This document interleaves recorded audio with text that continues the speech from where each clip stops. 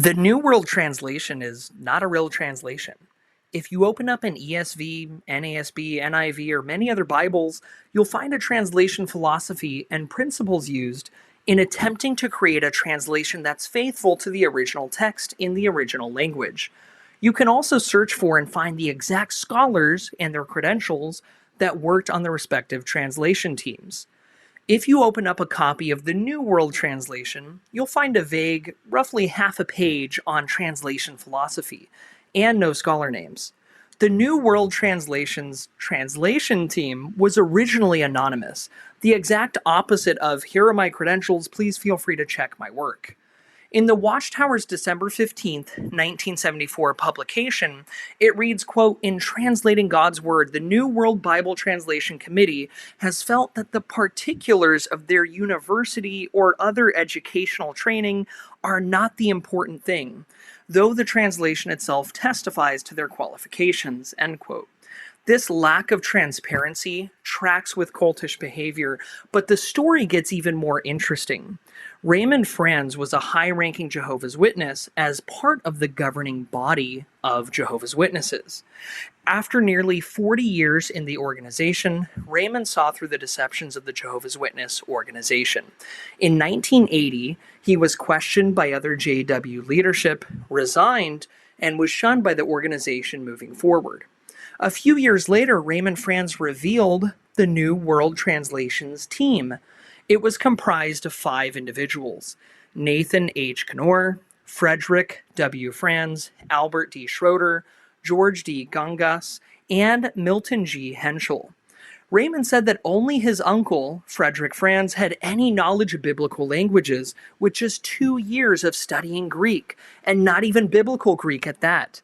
Frederick did not even graduate from university. The other 4 New World Translation Committee members had 0 biblical language education or qualification. To even call them translators is a large stretch. Famed biblical scholar Bruce Metzger wrote, quote, "The Jehovah's Witnesses have incorporated in their translation of the New Testament several quite erroneous renderings of the Greek." Metzger gives several examples of complete errors in translation used to push Jehovah's Witness doctrine. You can find Metzger's entire 20-page article online. It's titled "The Jehovah's Witnesses and Jesus Christ: A Biblical and Theological Appraisal" by Bruce M. Metzger. Theology Today, 10/1, April 1953. The New World Translation is critical to Jehovah's Witness teachings and beliefs because other translations will clearly show that the deity of Christ, the Trinity, the resurrection of Christ, and many other doctrines rejected by Jehovah's Witnesses are actually true. The NWT is the only one that can even possibly render Jehovah's Witness teachings as valid. And to recap some of the issues with the New World Translation, number 1, the translation team was originally anonymous, likely because the lack of credentials within the team.